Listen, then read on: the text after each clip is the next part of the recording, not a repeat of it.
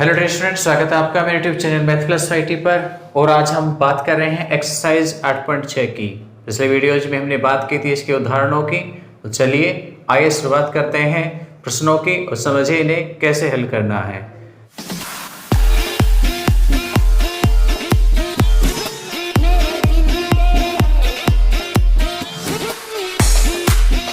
प्रश्न नंबर 1 है, कहता है सिद्ध कीजिए कि किसी वृत्त में बड़े से बड़े त्रिभुज जो खींचा जा सकता है, वृत्त में बड़े से बड़ा जो त्रिभुज खींचा जा सकता है, बड़े से बड़ा मतलब इसका क्षेत्रफल अधिकतम हो, वह समबाहु त्रिभुज होगा। कैसा होगा? समबाहु होगा।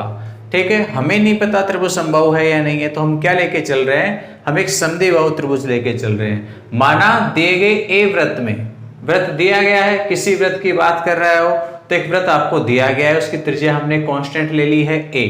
तो एक a त्रिज्या के वृत्त में AB बराबर AC भुजा वाला हमने एक त्रिभुज ABC खींच दिया। AB बराबर AC का यानी त्रिभुज कैसा है? समद्विबाहु त्रिभुज है। ध्यान दीजिए, जो यहाँ पर कांस्टेंट राशियां हैं उनको मैंने रेड कलर से शो किया है। तो ये हमारे पास क्या है? एक वृत्त है जो कि स्थिर है, दिया गया है और उसकी त्रिज्या हमने a ली थी। तो a नियत है, इसमें बदलाव नहीं होगा। ठीक है, ये कोण बदल सकते हैं भुजाओं के, यानी इन बिंदुओं के ऊपर नीचे होने पर। तो मैंने एक वेरिएबल एंगल यानी चर कोण थीटा लिया है। ठीक, कैसे? हमने यहां पर A से BC पर लंब डाल दिया। एक समद्विबाहु त्रिभुज में शीर्ष से सम्मुख भुजा पर लंब डालते हैं तो आप उसे माध्यिका कह सकते हैं। ये ठीक है, और वो कोण समद्विभाजक भी होती है, ऐसा आपने 10वीं में पढ़ा है। तो ये कोण भी आधा आधा बढ़ जाएगा और यहाँ पर ये D पर BC समद्विभाजित भी हो जाएगी। तो हमने ये लंब डाला तो ये माध्यिका भी है और कोण समद्विभाजक भी है।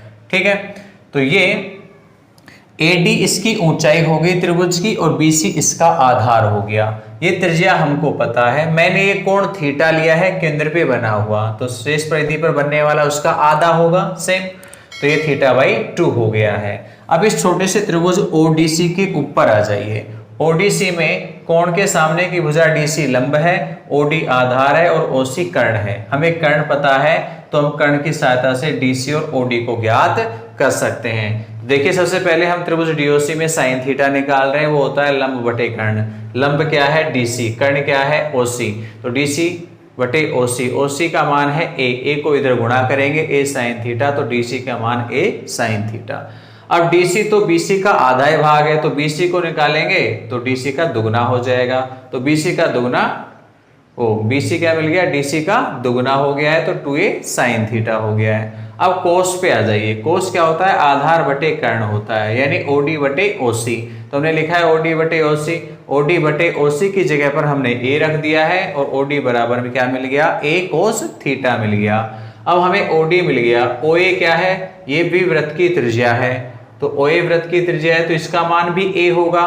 तो हम AD को ज्ञात कर सकते हैं, पूरी कंप्लीट AD क्या होगी? OA प्लस में OD। OA वृत्त की त्रिज्या है, OD हमने कैलकुलेट किया है, तो a plus a cos theta, a common ले लिया तो 1 प्लस cos थीटा AD का मान आ गया। AD क्या है? त्रिभुज की ऊंचाई। हमने आधार BC भी ज्ञात कर लिया और ऊंचाई भी ज्ञात कर ली, इसलिए त्रिभुज का क्षेत्रफल आधार गुणा ऊंचाई से हमने मान रख दिए हैं। a और a गुणा होके a² हो गया sin theta into 1 plus cos theta. अब यहाँ पर वेरिएबल जो है वो क्या है? थीटा है, तो हम थीटा के सापेक्ष इसका डिफरेंशिएशन कर देंगे। ये डिफरेंशिएशन कर दिया हमने। यहाँ से 2a² था वो तो बाहर एज इट इज है। साइन फर्स्ट फलन, सेकंड है 1 प्लस cos थीटा, 1 का 0 हो गया, cos थीटा का माइनस साइन हो गया। फिर सेकंड फंक्शन और फर्स्ट है साइन का डिफरेंशिएशन cos हो गया है। इसे गुणा किया, सरल किया तो देखो cos² theta minus sin² theta, ये सूत्र है हमारे पास किसका? cos 2 थीटा का, और ये cos theta as it is है। हम इस मान को 0 के बराबर रख के चरम बिंदु निकालेंगे, तो हमने पक्षांतरण कर दिया cos थीटा का, तो माइनस से cos थीटा हो गया। ये नेगेटिव वैल्यूज कहाँ आती है? सेकंड क्वाड्रेंट में हमने पढ़ा है cos पाई माइनस थीटा का मान माइनस cos थीटा होता है, तो माइनस cos थीटा की जगह लिख दिया cos पाई माइनस थीटा। ये भी cos का मान है, ये भी cos का मान है, तो एंगल बराबर हो गए। थीटा का मान कितना मिल गया? सरल करने पर π/3 मिल गया है। अब हम वापस लौटते हैं 1 पर, 1 यानी ds/d थीटा पर। यहाँ इसके ऊपर आते हैं, यहां से हम फिर से डिफरेंशिएशन करते हैं। टू ए स्क्वायर तो एज इट इज है, cos 2 थीटा का करेंगे तो माइनस में साइन 2 थीटा मिलेगा और 2 थीटा का करेंगे तो 2 मिल जाएगा। और ऐसे ही cos का डिफरेंशिएशन माइनस का साइन हो गया है, दोनों में माइनस है, बाहर आ जाएगा माइनस। ठीक है, हम थीटा इक्वल टू π/3 आया था मान, π/3 के ऊपर इसकी वैल्यूज निकालेंगे तो देखो साइन 2π/3 मिलेगा और साइन π/3 मिलेगा। ये फर्स्ट क्वाड्रेंट का मान है, सेकंड क्वाड्रेंट का है, साइन दोनों ही क्वाड्रेंट में पॉजिटिव होता है तो ये कोष्टक का मान तो पॉजिटिव ही रहेगा, बाहर माइनस है इसलिए टोटल वैल्यूज कैसी होगी, ऋणात्मक होगी, 0 से छोटी होगी। तो लेस देन 0 है सेकंड ऑर्डर डिफरेंशिएशन, इसका मतलब इस बिंदु के ऊपर एस यानी त्रिभुज का क्षेत्रफल अधिकतम होगा, यानी त्रिभुज बड़ा होगा, सबसे बड़ा होगा।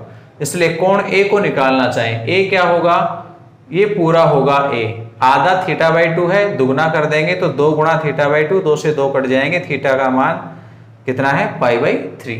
तो कोण ए कितने का है, 60 डिग्री का है। अब देखिए दो भुजाएं ए बी और ए सी बराबर थी, हमने पढ़ा है एक समद्विबाहु त्रिभुज में समान भुजाएं सम्मुख भुजा से समान कोण बनाती हैं, तो कोण बी और सी भी बराबर होंगे। एक कोण 60 का है, टोटल 380 होता है, 60 कम कर दो बचेंगे 120 के, दो कोणों का योग 120 और दोनों समान हैं तो आधे आधे यानी 60 के आएंगे, तो तीसरा भी 60 का ही है, तो तीनों 60 के कोण हैं, इसलिए त्रिभुज समबाहु त्रिभुज होगा। तो स्क्रीनशॉट लें। प्रश्न नंबर 2 की बात करते हैं, कहता है किसी वर्ग का परिमाप तथा वृत्त की परिधि का योग दिया गया है, कांस्टेंट राशि है, दे दिया गया, चेंज नहीं होगा। सिद्ध कीजिए कि उनके क्षेत्रफल का योग न्यूनतम होगा जबकि वर्ग की भुजा वृत्त के व्यास के बराबर है। हमने मान लिया वर्ग की भुजा x है और वृत्त की त्रिज्या r है, तब इनके परिमाप का योग यानी ये दिया गया मान है कांस्टेंट, परिमाप को पैरामीटर p से भी लिखते हैं हम, तो p बराबर वर्ग का परिमाप 4x और वृत्त का परिमाप यानी वृत्त की परिधि 2πr, ये योग दे रखा है आपको। आप यहां से x या r में से किसी एक का मान निकाल सकते हैं, x और r दोनों ही चर राशियां हैं। तथा इनके क्षेत्रफलों का योग, क्षेत्रफलों का योग न्यूनतम हो इसके लिए पूछ रहा है तो क्षेत्रफलों का योग भी निकालेंगे, उसको हमने ऐसे लिख दिया सरफेस पृष्ठीय क्षेत्रफल, तो x स्क्वायर वर्ग का क्षेत्रफल है और πr² वृत्त का क्षेत्रफल है, दोनों को जोड़ दिया है।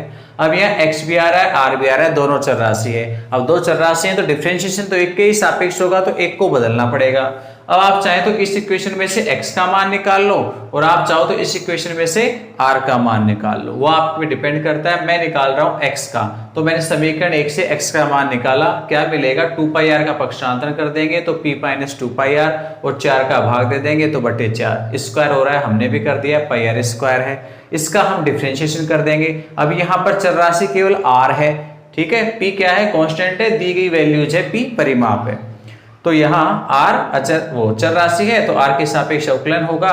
तो यहाँ 4 का वर्ग तो 1/16 हमने यहाँ पे लिख दिया है और घात है 2, इसलिए पहले घात नियम लगाएंगे, 2 गुणा में आएगा, ये डिफरेंशिएशन हो गया, एक घात कम करके, और फिर p का करेंगे 0 होगा, -2πr में करेंगे डिफरेंशिएशन तो कितना बचेगा, -2π रह जाएगा, r का 1 बन जाएगा, और πr² का करेंगे तो 2πr हो जाएगा। ठीक है, यहां से काट देंगे, 2 गुणा 4, 16 को काटेंगे 4 से तो 4 बचेंगे, ये माइनस का चिन्ह है तो माइनस, बाकी p - 2πr है, पाई है और बटे में 4 है वो 4, ये 2πr एज इट इज है। ds/dr = 0 से हम ये मान 0 के बराबर रख देंगे। इनमें पाई कॉमन है, दोनों ही पद में, यहाँ भी है पाई वहां भी है पाई, पाई का भाग देके हम यहाँ से पाई को काट देंगे, लघुत्तम लेंगे, कितना आएगा, यहाँ पे 4 लघुत्तम आएगा, तो ये 4 लघुत्तम लेंगे, इधर गुणा हो जाएगा, 8r हो गया है, और ये मान एज इट इज है, माइनस से गुणा करके लिखा है, लघुत्तम यहाँ 0 से गुणा होके समाप्त हो जाएगा। यहाँ से 2 पद है हमारे पास r के, इन दोनों पदों में से r कॉमन ले लेंगे, 8 + 2π बच जाएगा, बराबर में p को इधर ले आएंगे तो प्लस का हो गया है, तो r का मान निकल गया p/8 + 2π। हम एक बार फिर से सेकेंड इक्वेशन है उसका एक बार फिर डिफरेंशिएशन करते हैं तो सेकेंड ऑर्डर डिफरेंशिएशन मिलेगा। यहाँ की बात करते हैं तो π/4 तो अचर राशि है, वो एज इट इज है माइनस की, फिर p का डिफरेंशिएशन 0 हो जाएगा, डिफरेंशिएशन करेंगे तो, और 2πr में करेंगे तो r का 1 बनेगा तो माइनस का 2π आ जाएगा, यहाँ से भी r का करेंगे तो 2π मिल जाएगा, माइनस माइनस गुणा होके प्लस हो जाएगा, ये ऑलरेडी प्लस है, ये वैल्यूज इसमें आर है ही नहीं तो आर पे डिपेंड नहीं कर रहा है तो ग्रेटर देन जीरो है। तो इस बिंदु के ऊपर हमारे पास second order differentiation greater than zero है और हमें पता है जब ग्रेटर देन जीरो हो तो उस बिंदु पर जो भी हमारे पास फलन है उसका मान न्यूनतम होता है। तो फलन है था एस यानी क्षेत्रफल में, तो क्षेत्रफल कैसा होगा, न्यूनतम होगा। इसे हम वापस आर से गुणा कर देंगे तो 8r प्लस में 2πr बराबर p है। यहाँ पे p का मान है, उठा के हम यहाँ पे रख देंगे p की जगह पर, तो रखेंगे तो सरल करने पर 2πr कट जाएगा। 8r बराबर 4x है, 4 का भाग देंगे तो x बराबर 2r। 2r को क्या कहते हैं हम, वृत्त का व्यास। r त्रिज्या है तो त्रिज्या का दुगना व्यास होता है। तो यही कह रहा है कि वर्ग की भुजा वृत्त के व्यास के बराबर है। बिल्कुल वृत्त की वर्ग की भुजा है और वृत्त के व्यास के बराबर है, तो उस कंडीशन में क्षेत्रफलों का योग न्यूनतम होगा। यह सत्यापित हुआ, आप स्क्रीनशॉट ले लें।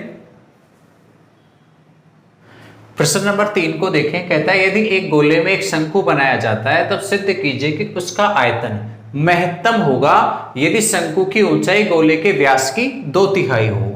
क्या दिया गया है, एक गोला दिया गया है, तो हमने मान लिया कि गोला है वो a त्रिज्या का है, नियत है, बदलाव नहीं होगा इसलिए कांस्टेंट ली गई है त्रिज्या यहाँ पर। उसके अंतर्गत हम r त्रिज्या और h ऊंचाई का एक शंकु का निर्माण करते हैं। तब त्रिभुज ओडीसी, यहाँ एक त्रिभुज बना हुआ है ओडीसी, आप इस पे गौर कीजिए एक बार। ये आपके पास एक पूरा गोला है, गोले में हमने ए बी से एक शंकु बनाया है, ए से शीर्ष से हमने यहाँ पर लंब डाला आधार पे तो डी बिंदु है, डी सी को मिलाया त्रिज्या r हो गई, ए डी है वो शंकु की ऊंचाई है, ये OC है वो गोले की त्रिज्या है, ये गोले का केंद्र है O। अब A त्रिज्या है तो ये OA भी त्रिज्या होगी। हम AD यानी ऊंचाई की बात करें तो ये AD ऊंचाई है, OA का मान A है तो मैं OD को निकाल सकता हूं। OD क्या होगा, AD में से OA को घटा दिया जाए यानी H में से A को घटा दिया जाए, ये OD का मान आ गया H माइनस A। ठीक, ये हमारे पास है ही कर्ण, ये नीचे क्या है आपके पास एक भुजा, तो ये लंब ये आधार और ये कर्ण तीनों पता है, तो हम त्रिभुज ओडीसी में पाइथागोरस प्रमेय लगा देंगे। मान रखे मैंने ओडी का, डीसी की जगह आर, ओसी कर्ण है ए, इसका वर्ग किया, ए स्क्वायर स्क्वायर कट जाएंगे, ये एक समीकरण आ गई हमारे पास। इसके दो पदों में एच है और एक में आर है। अब हम बात करते हैं शंकु के आयतन की। शंकु का आयतन होता है v बराबर 1/3 पाई आर स्क्वायर एच। यहाँ आर स्क्वायर आ रहा है, मैं यहाँ से h या r में से किसी एक का मान उठाऊंगा और यहाँ पे रखूंगा, पर h निकालने में हमें द्विघातीय सूत्र लगाना पड़ेगा तब हमें h मिलेगा और वो वैल्यूज यहाँ रखी जाएगी तो डिफरेंशिएशन करना जटिल हो जाएगा। तो हम किसकी वैल्यूज निकाल लेंगे, आर स्क्वायर की, उनको इधर ले आएंगे तो 2ah पॉजिटिव हो जाएगा, h स्क्वायर नेगेटिव। तो यहाँ समीकरण 1 से हम आर स्क्वायर का मान रखेंगे 2ah माइनस h स्क्वायर गुणा में h है, h को गुणा कर दिया इस कोष्टक में, ये दो पद आपके पास आ गए। अब इसका डिफरेंशिएशन करेंगे तो बाहर तो अचर संख्या है, अंदर h स्क्वायर का डिफरेंशिएशन 2h आएगा, 2 और 2 गुणा होके 4ah हो जाएगा। यहाँ करेंगे तो 3h स्क्वायर है। इस डिफरेंशिएशन को 0 के बराबर रखेंगे, 0 के बराबर रखेंगे तो हमें h के दो मान मिलेंगे, एक होगा 0, दूसरा होगा 4a/3। यदि h इक्वल टू 0 है तो शंकु का निर्माण ही नहीं होगा जब उसकी ऊंचाई 0 है तो ये तो एक इनिशियल वैल्यू है, हम इसको छोड़ देंगे। ये बचता है। हम एक बार फिर से समीकरण 2 से दोबारा डिफरेंशिएशन करते हैं वो उसी h के सापेक्ष। तो ये पाई/3 तो कांस्टेंट है, h का 1 हो गया, h स्क्वायर का 2h, तो 3 गुणा 2 कितने हो गए, 6h हो गए हैं। अब हम इस बिंदु h इक्वल टू 4a/3 के ऊपर सेकेंड ऑर्डर डिफरेंशिएशन में वैल्यूज पुट करते हैं। तो पुट करने पर यहाँ पर सोल्व किया जाए तो 3 से 6 कटेगा, 2 आएंगे, ये हो जाएंगे 8, माइनस के 8 है प्लस के 4 है तो कितने बचेंगे, माइनस के 4 है। अभी माइनस का मान है तो लेस देन 0 है और लेस देन 0 है सेकेंड ऑर्डर डिफरेंशिएशन, तो आयतन कैसा होगा, महत्तम होगा। अब आयतन महत्तम होगा तो 4a/3 पर आयतन महत्तम है तो 4a को लिख सकते हैं 2 × 2a और 2a क्या है, गोले का व्यास है। और यही कहा गया है कि शंकु की ऊंचाई है वो गोले के व्यास की 2/3 है, ऐसा सिद्ध कीजिए। हो गया है। ये हमारे पास प्रश्न नंबर 3 था। एक बार आप इसका स्क्रीनशॉट ले लें।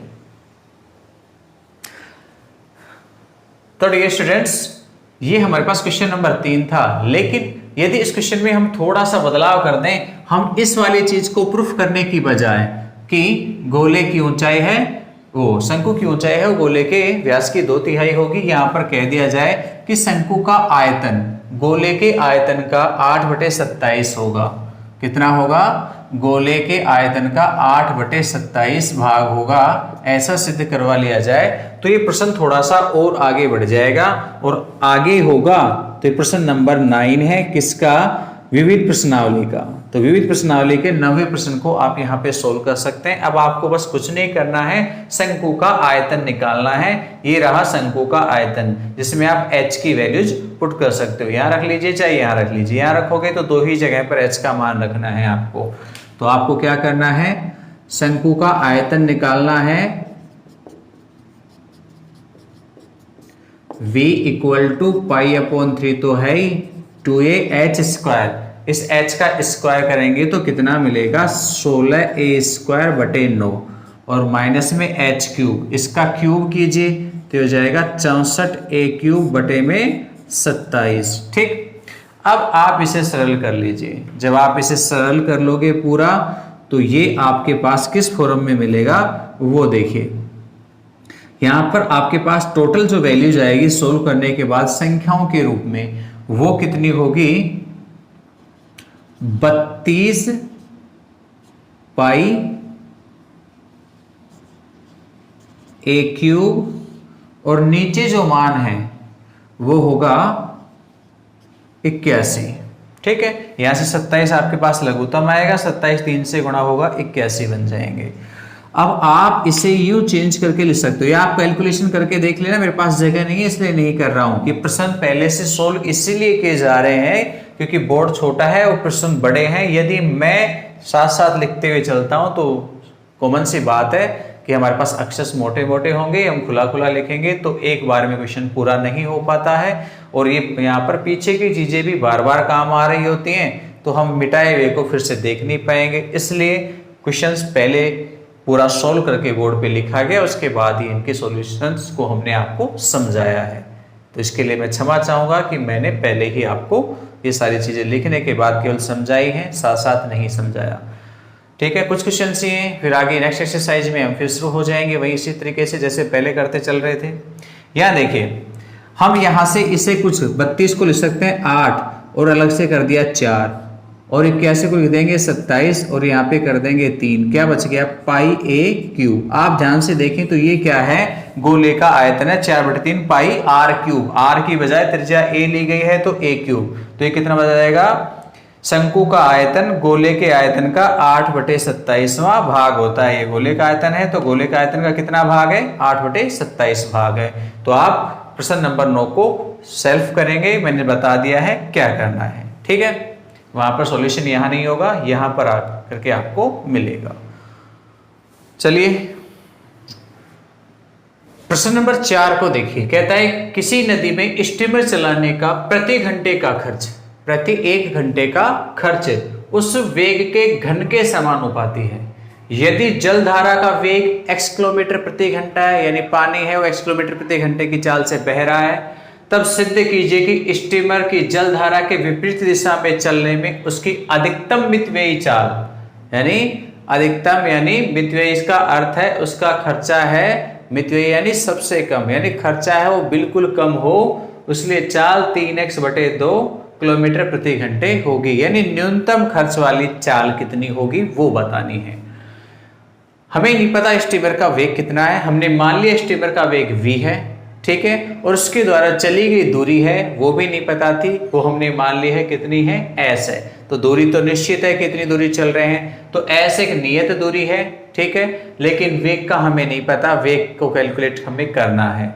आगे जलधारा के विपरीत दिशा में चल रहा है स्टीमर, तो स्टीमर का वेग सापेक्ष वेग, जलधारा के सापेक्ष वेग, विपरीत दिशा में जाएगा तो पानी उसको आगे बढ़ने से रोकेगा, इसलिए सापेक्ष वेग v - x होगा। उसकी चाल में से हम जलधारा की चाल घटा देंगे। अब s दूरी तय करने में स्टीमर को समय कितना लगेगा? तो समय बराबर होता है दूरी बटे चाल, तो दूरी और ये हमारे पास वेग या चाल यानी v - x है। प्रश्न कहता है प्रति घंटे का खर्च है वो स्टीमर के वेग के घन के समानुपाती है। तो स्टीमर का वेग है v, उसका घन v क्यूब, इसके समानुपाती हो गया प्रति घंटे का खर्च, जिसको मैंने e से लिख दिया है। तो E बराबर k, समानुपाती का चिन्ह हटा के मैंने k स्थिरांक लिख दिया है, k समानुपाती स्थिरांक है, तो E बराबर k v क्यूब हो गया है। ठीक है, अब हम निकालते हैं कुल खर्च कितना आएगा s दूरी तय करने में। तो कुल खर्च क्या होगा, प्रति घंटे का खर्च और गुणा में समय। ठीक है, कितना समय लग रहा है वो इंपॉर्टेंट है। प्रति घंटे का खर्च के v क्यूब है, हमारे पास ये रहा, और समय कितना लगा इस दूरी को तय करने में, s upon v minus x, वो रख दिया हमने। ठीक है, k और s कांस्टेंट संख्या है इसलिए बाहर लिखा है, और v आपके पास चर राशि है, x भी कांस्टेंट है क्योंकि x दिया गया है, जलधारा की चाल है, तो v चर राशि है, v के सापेक्ष डिफरेंशिएशन कर देंगे, भाग नियम लगाएंगे, ये डिफरेंशिएशन आपके पास आ जाएगा। हर का वर्ग, हर अंश का अवकलन माइनस अंश और हर का अवकलन, v का 1 और x कांस्टेंट संख्या इसलिए 0 हो गया। इसे सरल करके आगे लिखते हैं, तो 3v स्क्वायर v से गुणा होगा 3v क्यूब बनेगा, और एक माइनस का v क्यूब ये है, तो कितने बच गए, 2v क्यूब बच गए। इसके अलावा माइनस का 3xv स्क्वायर है वो एज इट इज है।